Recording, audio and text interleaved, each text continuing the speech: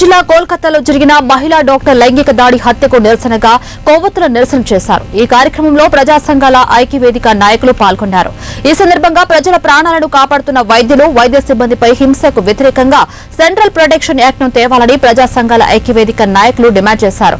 ప్రాణాలు నిలుపుతున్న మహిళా డాక్టర్ల ప్రాణాలకే గ్యారంటీ లేదా అంటూ ప్రశ్నించారు.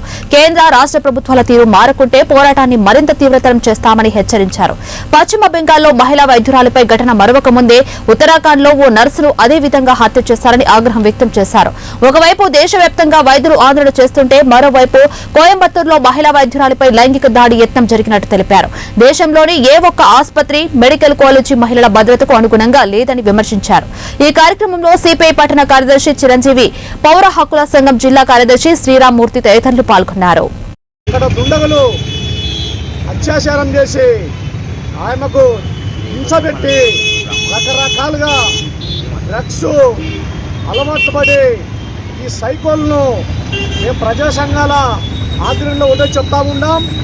మరి కేంద్ర ప్రభుత్వం నిద్రపోతుంది అని చెప్పి మేము అడుగుతూ ఉన్నాం. ఈరోజు ఇంతవరకు కూడా వాళ్ళపైన ఎలాంటి చర్యలు తీసుకోలేదు.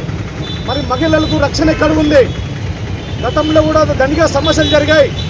మరి ఆ దొంగలను కేంద్ర ప్రభుత్వం వెంటనే కస్టడీకి తీసుకొని కఠినమైన శిక్షించాలని చెప్పి ఈరోజు ప్రజా సంఘాల ఆధ్వర్యంలో మేము హెచ్చరిస్తూ ఉన్నాం. ఖచ్చితంగా ఆ అమ్మాయికి ఆత్మశాంతి కలగాలని చెప్పి కూడా ఈరోజు ప్రజా సంఘాల ఆధ్వర్యంలో